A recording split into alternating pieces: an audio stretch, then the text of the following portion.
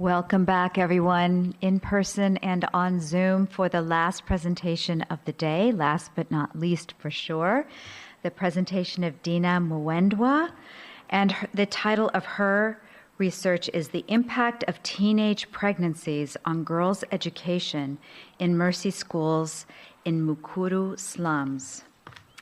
So Dinah lives in Nairobi, Kenya.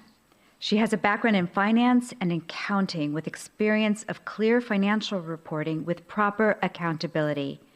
She is currently working as deputy director in a charity organization of the Sisters of Mercy Kenya, the Mukuru Promotion Centre. She has great experience serving the most vulnerable community and is passionate about their rights. Her greatest achievement is overseeing the completion of big projects geared toward the improvement of living standards of the poor for better service delivery. Her interest in mercy originates from her contact with the poor in the slums and the refugees from the Great Lakes region. She is passionate and enthusiastic about empowerment and human rights and development of the society through transformational leadership. Rescuing the abused children, getting the teenage mothers back to school, and encouraging girls and boys to move on with their education have been the greatest personal experiences. In undertaking the Mercy Global Action Emerging Leaders Fellowship, she hopes to develop skills for advocacy to be able to approach social injustice issues fearlessly and be strong while approaching the leaders, policymakers who are the custodians of law and order. Please join me in welcoming Dinah.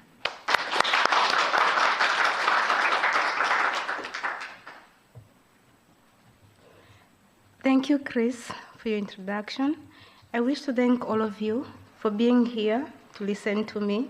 And in a special way, I want to thank the people that are watching on Zoom, my colleagues, and my boss, Sister Mary, and my family. I hope they won't unmute. I remember when we were in Cambodia, when we were informed that we're going to have to do a research project. I had so many ideas, and I remember Angela asking, Dinah, you have so many issues, you have to decide which one to discuss. And this almost went to the last minute when I almost changed my topic again, and my mentor said it's not a good thing to change at the last minute. So I chose to stick to the teenage pregnancies, and it has come out to be a very important and touching and something that I want to take to the end. Yeah, so my topic, as Chris said, is the impact of teenage pregnancies on girls' education in Mercy schools in Mukuru Slums. And these are the topics that I'm going to be talking about: the introduction and the background of Mukuru Slums and Mukuru Promotion Centre, and the questions and all the objectives, and how I got to collect the information, the findings, the limitation of the study. I'm going to give an example of one or two cases, if time allows, and the intervention. So Mukuru Slums is made up of 30 villages in the city of Nairobi. It is the second largest slum in Nairobi after the first slum in Nairobi, which is the second largest slum in Africa after the one in Soweto in South Africa. So our slums, there are different slums along the river, Gong River, and all of them put together, they bring to over 700,000 people. So when I'm talking about the community, I'm talking about the community of 700,000 people. Yeah, because our students and their mothers and their guardians are our community that we serve in Mukuru Promotion Centre. And due to the problems that are coming out of the slum, the Sisters of Mercy established Mukuru Promotion Centre in 1985. Next year, we're going to be celebrating 40 years of service to the community of Mukuru. And the majority of these people living in Mukuru slums are unskilled. Most of them, like the mothers, are doing casual work, casual labor, which is not very much available. So you'll find them sitting at the gates of the estate in the middle class areas, waiting for people to call them to wash their clothes. That is what I would say is available job. And they are paid around two euros each time they have to wash the clothes. Maybe someone will be getting work once in a week. Yeah. And so Mukuru Promotion Centre runs institution. We have 4 primary schools with over 6,000 students, a secondary school with around 500 students right now, and a vocational center with over 270 students, and a health center where we serve our students and the community. We have a rehab center for the street boys, which is around 67 boys, and a center for children living with disabilities. They have a population of 109 children now. So what is the problem? Among other problems, the teenage pregnancy. Like I said, that's what I want to take on. The definition of a teenage pregnancy, according to the UNICEF, is classified as occurring in girls, pregnancy occurring in girls within the age of 13 and 19 years old. This really, we have people getting pregnant at 12 because, people are getting their periods earlier these days. And according to the African Institute of the Development Policy, 2020, we had 262 cases of pregnancy in Kenya, cases in Kenya. And that was within a period of 6 months. That was during COVID. Why? Because people were at home. Yeah, the schools were closed. Yeah, and Nairobi County, which is now where I'll be going to, had 2,850 pregnancy cases. That is the distribution. You can see Kilifi County had 20,000. It's down there.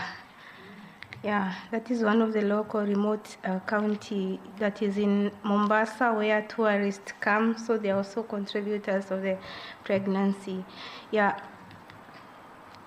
According to National Synthetic Disease Control Council, a report done in 2023, we had 254,000 cases of pregnancy. And this, the majority lays between 15 and 19 years old, taking like 80-something% of the reported teenage pregnancy cases. And the minority, they're between 10, and now you see it's 10 and 14. The United Nations Population Fund statistics in 2018 showed 378,000 adolescent teenage mothers. Between 10 to 19, again, this is consistent.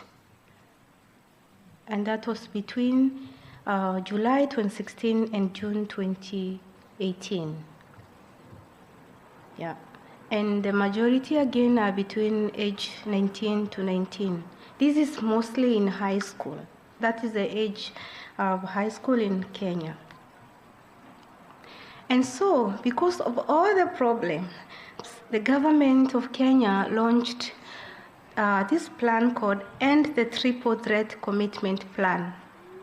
And the plan is meant to address teenage pregnancies, new HIV infections, and gender-based violence by 2027.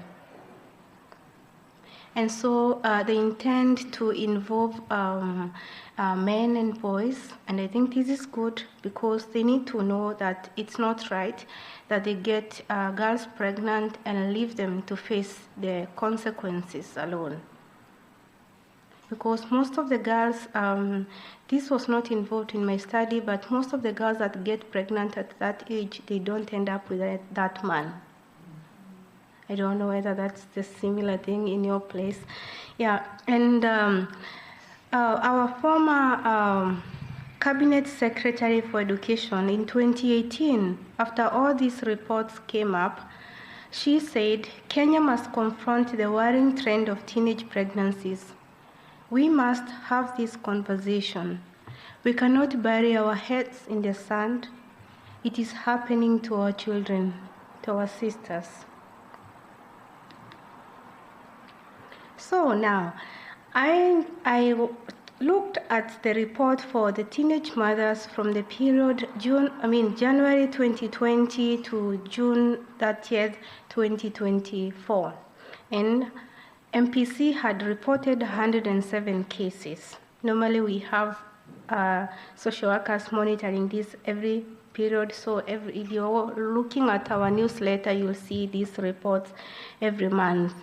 And so out of 107 cases, I was able to talk to 20 girls. Ruben Health Center is our clinic it's a clinic that was started by Mukuru Promotion Centre in 2002. And they reported 186 newborns. It's important to note that Ruben Center is not a free health center fully. Maybe if you compare it with our center, our clinic, which we normally charge $50 for registration, and the medication are given for free. Because if someone is vulnerable, they are poor, there's no point of treating them and not giving them medication. So if some young women went to deliver in this hospital, health center, they were able to pay something. So there are other cases, there are other unreported cases that are children are born in public hospitals, and that would be the majority. Yeah, there's a program called Linda Mama. Linda means protect. Supposed to protect the mother. Mama, mother and the child, but it's called Linda Mama. So that program was offering free maternity services to women, to everyone, yes. And you only supposed to pay 20 shilling. 20 shilling is what now? $1 is 120 right now. So you know what 20 shilling means, yeah. And you pay that and register. And I remember I gave birth to my second born during the same period with my cousin. She had then, her husband had gotten an accident, and so he was not able to provide. So she went to give birth through this program called Linda Birth. So she only had space to place her kid, a newborn. And so they are put like 6 of them on the same bed, and you stand after giving birth. So she stood the whole night. If you need to sit, you have to pick your kid, your baby, and sit where the baby was sleeping. Yeah, so, and that is now the free maternity. And now I understand they are getting rid of it, but people are complaining because then it will be, at least they are safe. They won't die while giving birth. I think that is what they are providing. Yeah. Sorry, I went too much on that. So I go back to my research questions, and my first research question is, what are the root causes of teenage pregnancies in Mukuru?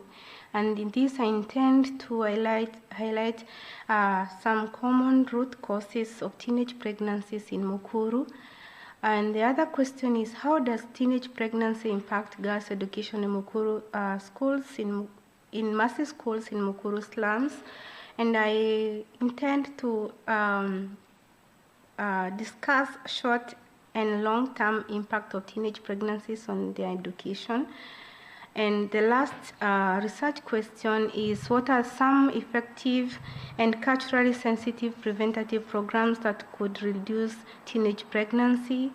I'm going to highlight in educational and preventative programs such as interventions to reduce teenage pregnancies.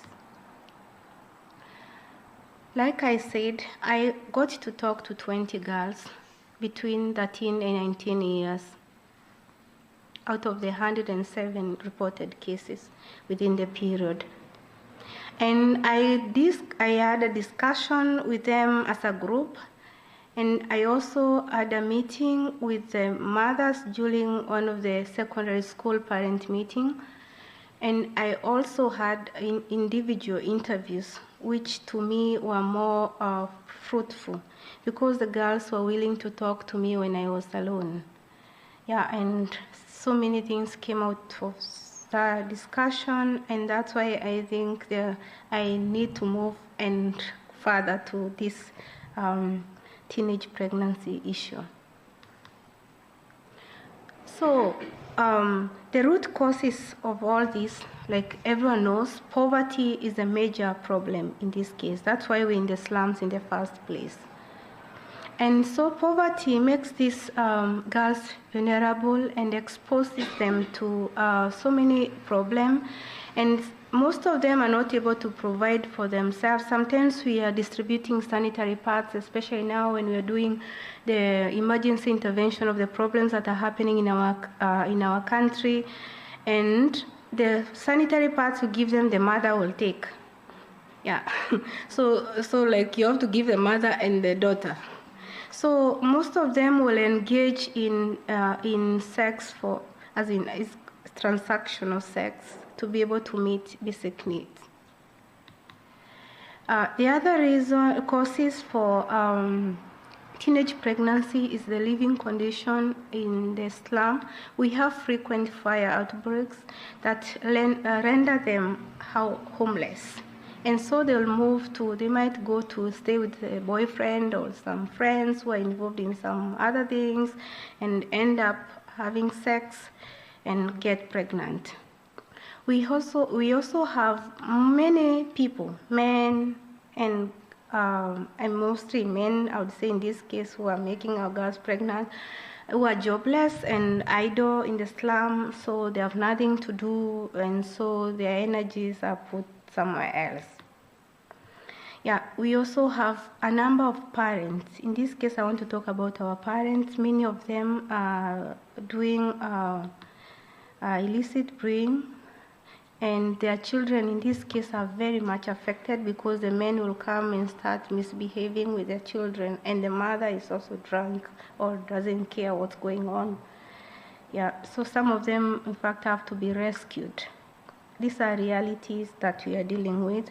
And the other thing is close proximity between the houses.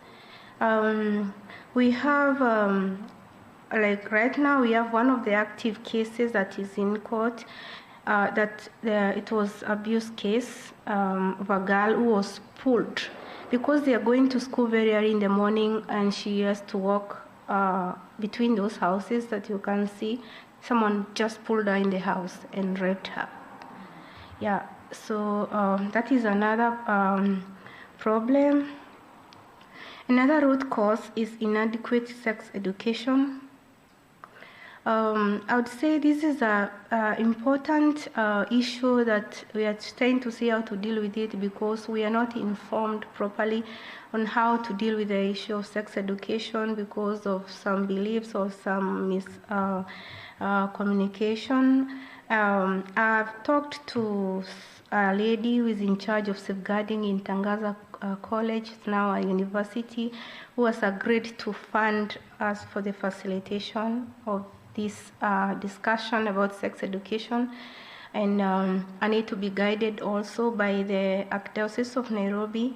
I've also talked to Catherine Karuno, who is a safeguarding officer and the HR for the Sisters of Mercy in Kenya.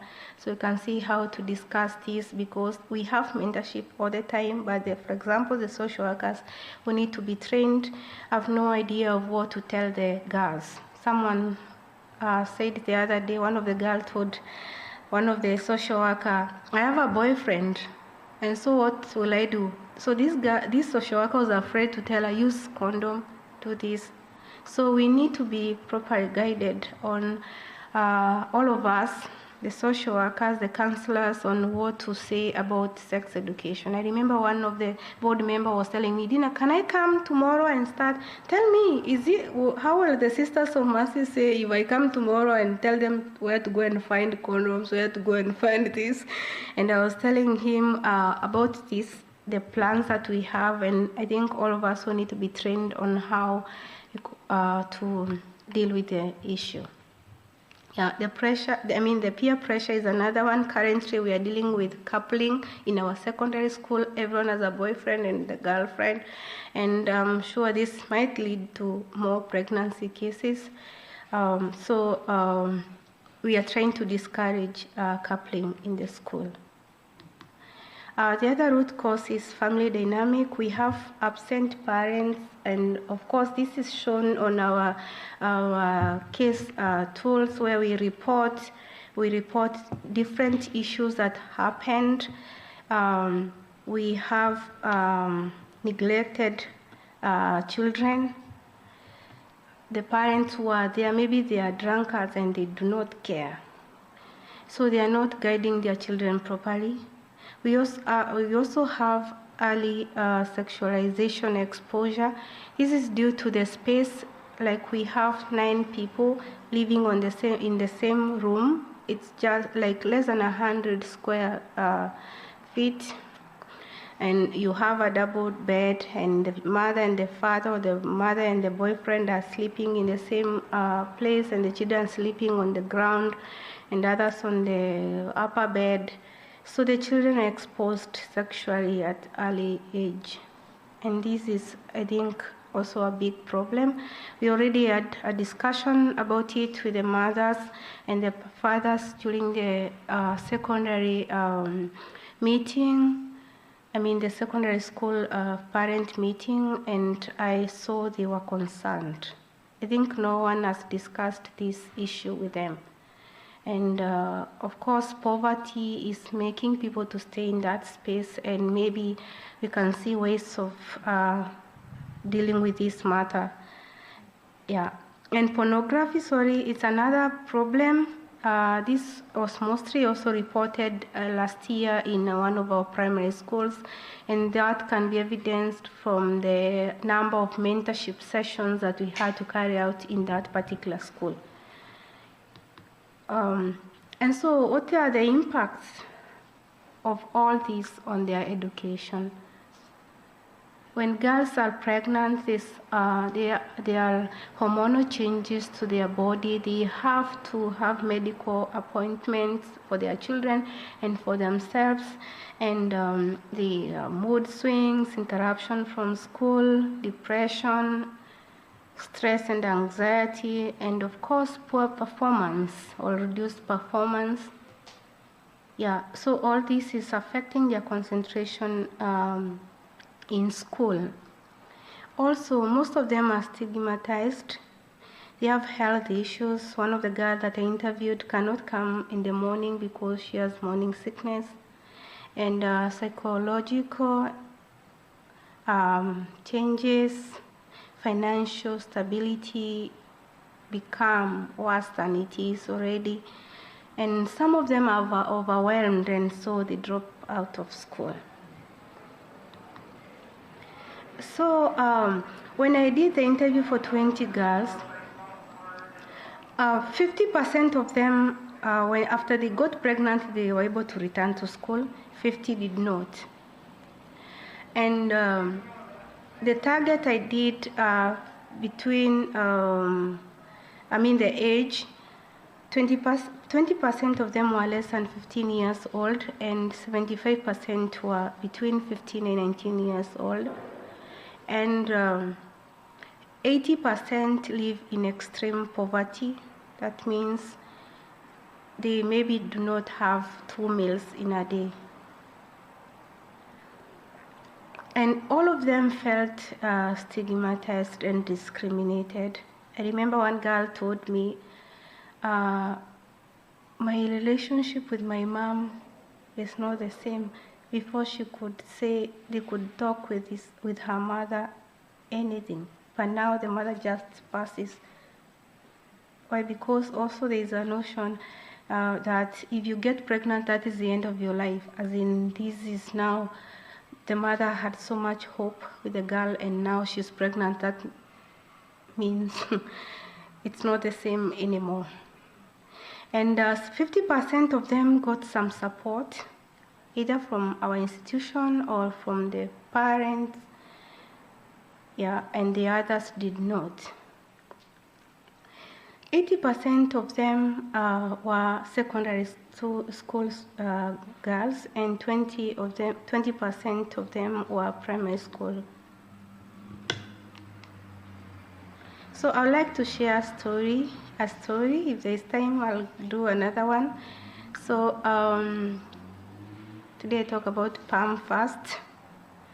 Pam is 17 years old, and she stays with her sister because the mother got sick and she had to travel to upcountry, which is the opposite of the real upcountry. I mean, they come from the other side of the country, west, but they went to the east, and between the distance like 500 kilometers, because we're talking about Western and Mombasa.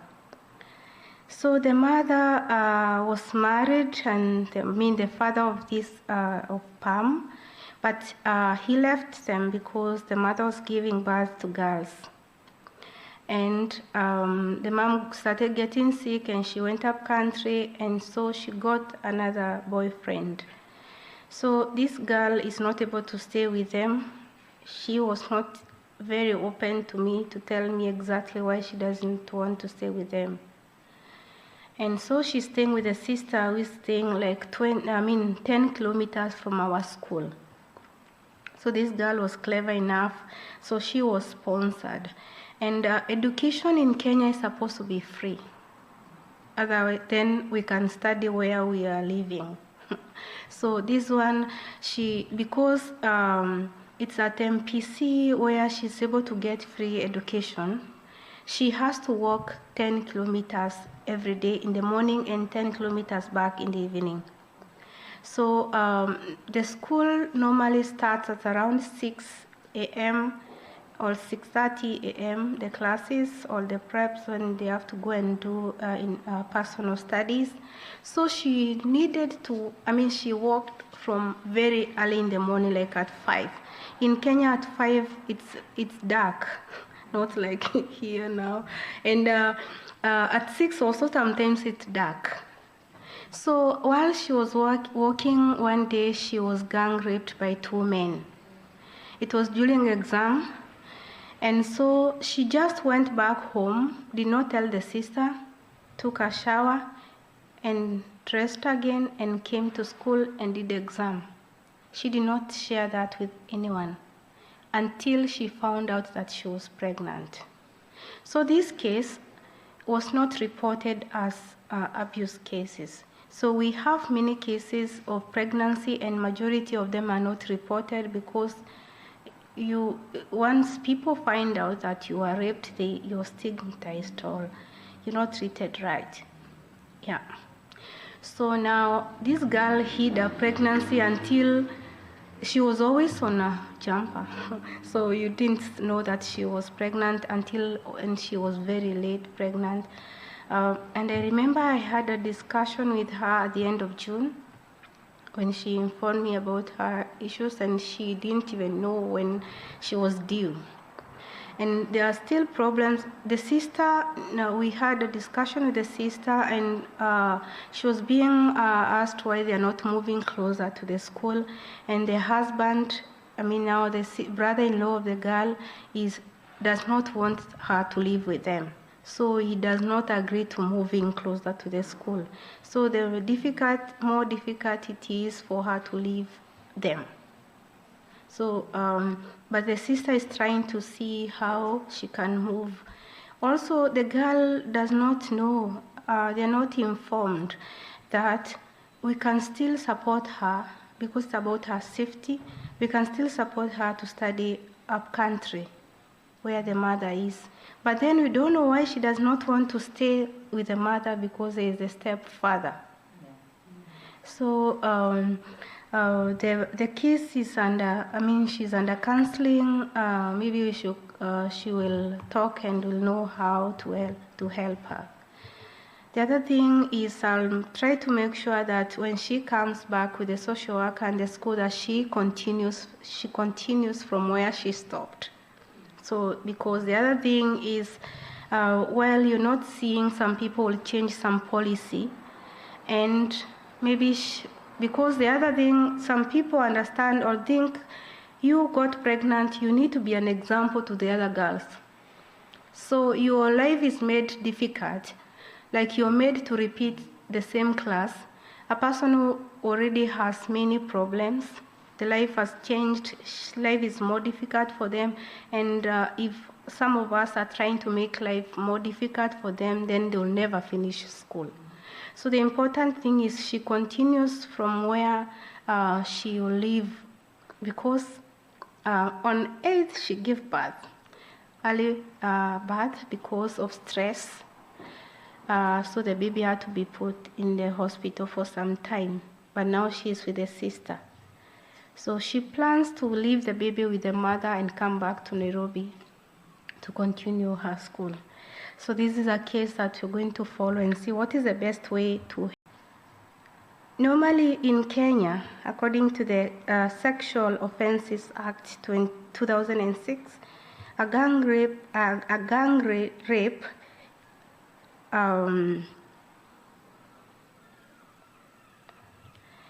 can be convicted for 15, not less than 15 years. Yeah, and right now we only have 6 cases, active court cases. Most of them being sexual abuse cases. So we are trying to empower our child protection office. 2 months ago, we got another officer for child protection to be able to help, so that when one person goes to court, there's another one left in the offices to be able to deal with the issue. So the interventions that I'm discussing is one, comprehensive, culturally accepted sex education. We're going to engage other stakeholders to develop topics and sex education, like I said, the archdiocese and the other people who have experience on this, and train teachers and social workers on what to do, and parental involvement. Counseling and mentorship are already going on in Mukuru Promotion Centre, but we plan to strengthen. Like I said, we already hired another child protection officer. We normally depend on the volunteers, counselors from the universities, but we hope we have now a part-time one. We hope maybe in future we can get a full-time counselors to deal with the like 7,000 people we're talking about in this case, and have peer support group where girls can discuss their experiences among themselves and connect boys and girls with role models. I would like to have boys understand, like I said earlier, their role and responsibility on this. And community engagement and awareness, we hope to target community leaders and the parent empowerment training sessions to let them, to empower them about the whole issue of teenage pregnancy. Financial support is something else we're going to offer to the girls to be able to return back to school. Sponsorship in their school, we pay their school fees, we provide them with the school supplies and help them. For those girls who have nobody to take care of their children, offer them some financial support for daycare.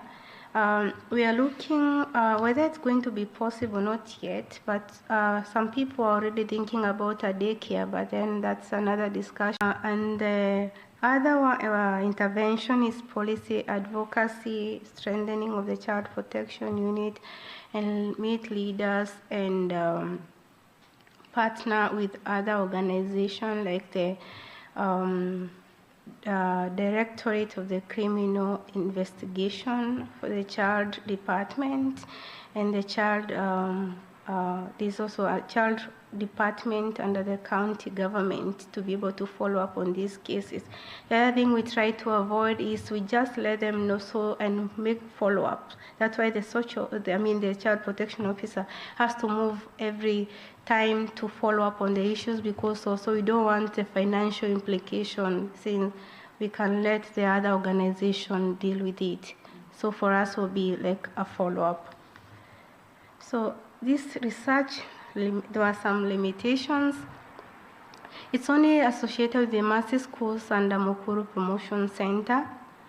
So we do not know what's happening in other schools. There are many other, it is important to know, by the way, there are many other schools in Mukuru Slums, which are not for Sisters of Mercy. We need to, there's need for further study to identify the actual numbers. You saw different organizations, different institutions reported different cases within the same period. So at one point, the cabinet secretary was requesting for audit of those figures. And the further study to identify sex education, intervention, and programs by other institutions. And the life skills syllabus is another problem, because it doesn't give details of what the teacher should say in class, and what they just get the boys go with the male teacher and the girls, and they have some discussions which is not concrete to get to have the solutions for these problems. Asante sana.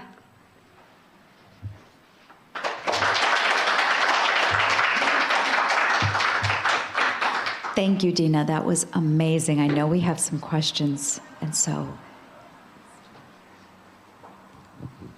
Thank you, Dinah, for your presentation and sharing the realities of so many of the students.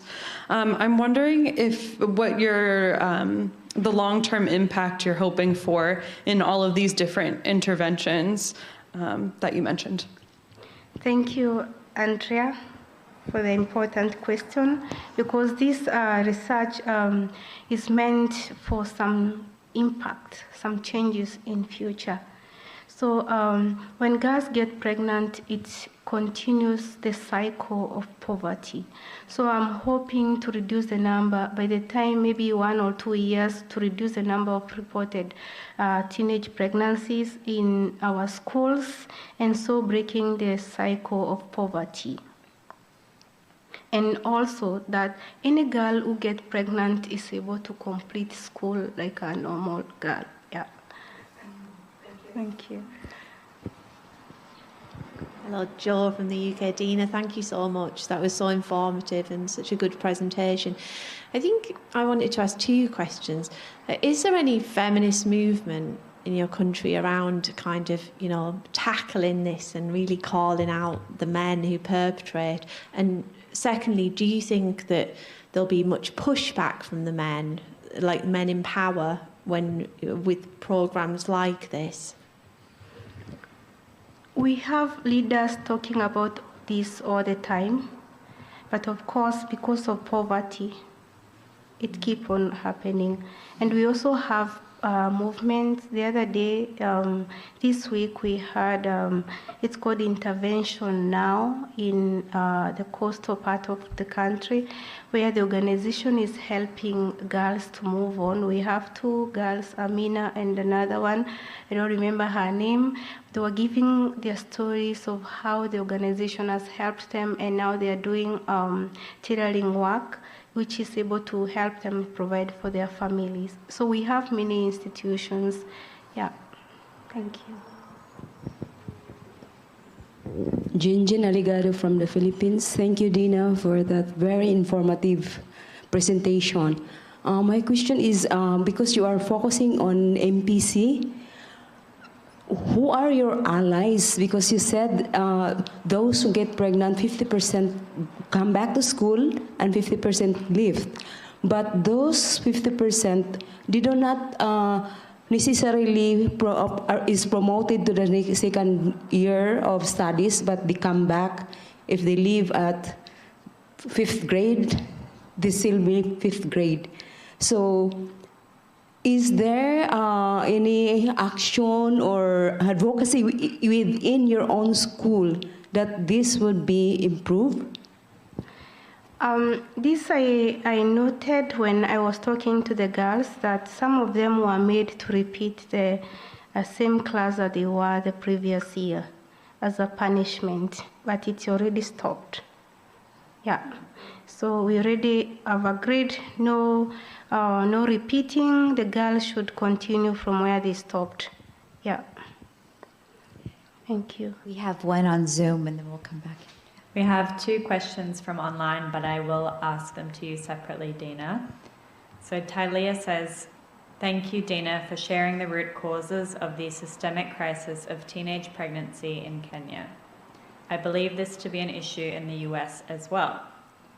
I'm wondering, does culture contribute to the inadequacy of sex education, and if so, how? Is discussing sex in public schools, support programs, and outside of the home considered an inappropriate topic? Yes, it is true the culture is a problem because even myself, I was not sure how I should handle it. Being an institution of the Catholic Church, there are things that you're not so much expected to say openly. Yeah, but we know sex is happening. We have pregnant girls, and so that's why we are trying to work with the other institutions, especially the church, and other institutions that are already in this, and also connect the girls with other institutions in the community that are dealing with this, because we have to face the reality. Yeah. Thank you. The other question comes from Winifred, who asks, do the girls in Mukuru Slums get allowances to help with the poverty issues? So do children in Kenya receive universal child allowance? No, even the education is supposed to be free, but it is not. We give support ourselves. I'll talk about what we do, but not financial support, of course. We help those who are not able to afford education to come to school through sponsorship from individuals and from other organizations. But in high school, during the previous government, I would see students going to school, to hospitals for free. But I think that program is ending now. Yeah, there's this, I don't remember exactly how it is called, but they would go to hospitals for free. But I have not seen that happening now. Yeah. We have one more, and then we'll go to Cynthia. So Frank from Kenya asks, do the girls have a person they can call when they're in trouble? For example, in addiction, they're called sponsors. Thank you, Frank. He's one of our board members in Mukuru Promotion Centre. Yes, we have toll numbers for child protection. We have emergency numbers that are put everywhere in our institutions, in our classes, in our offices, where they can call in case of emergency. It is good to know that sometimes people ask, why are you reporting so many cases, so many abuse cases? Did your staff abuse them? No, they are not the staff, because the community has already seen our institution like the people will help, like we are the government. So all the cases are reported to us. And so the people will now direct them to the correct institutions. They will help them to take them to the Child Directorate of the Criminal Investigation and the Child Department. Yeah. Is there one more from Zoom? Okay. So this comes from Kathy. She asks, did you discover any information about the children of the teenage mothers? Yes. In fact, I remember while I was interviewing them, because they have no one to leave them with, and they have to carry. I felt guilty at one point where some people were bringing their 2 months old with them, and because also they know when they come they will get something. they'll get some clothes. So I had clothes in my office and diapers and other things to give them. One child was very sick, and I remember that day we had meeting, and one of the person in charge of one department, the health center, was there, and I had to call him to come and look at the child because the child was breathing unusual. So those children, and another one passed on during the same week when I was interviewing them. So because of getting pregnant at early age, there are complications. Yeah, so there are those who are sick, but most of them are healthy. Yeah. Thank you. Here's our last question of the afternoon. Thank you. Thank you, Gina. It's Cynthia from Australia. I was curious, is there an opportunity for you to connect with other schools in Mukuru to expand the education program that you're hoping for? Of course. In fact, most of the schools that are along the river were already demolished. So the children have moved to our schools. So we have bigger numbers. We have community health volunteers who are aware of all that we do. And right now we are trying to do some expansion of our clinic, and we use the community health volunteers to know maybe from next month we are going to have children clinics every day. And that moves like fire. So if we use the community health workers to community volunteers to let the other small schools in the slum know that we have this program, it will definitely work very easily. Yeah. Thank you. And Dinah, I want to congratulate you on an incredible evidence-based research with recommendations that you now understand the problem so thoroughly. And so they're very reliable and with lots of confidence in how important it is to do what you're recommending. So thank you very much. Let's all congratulate her. So for those of you who are following the original program for tomorrow, we do have a change. There will not be a 9:45 a.m.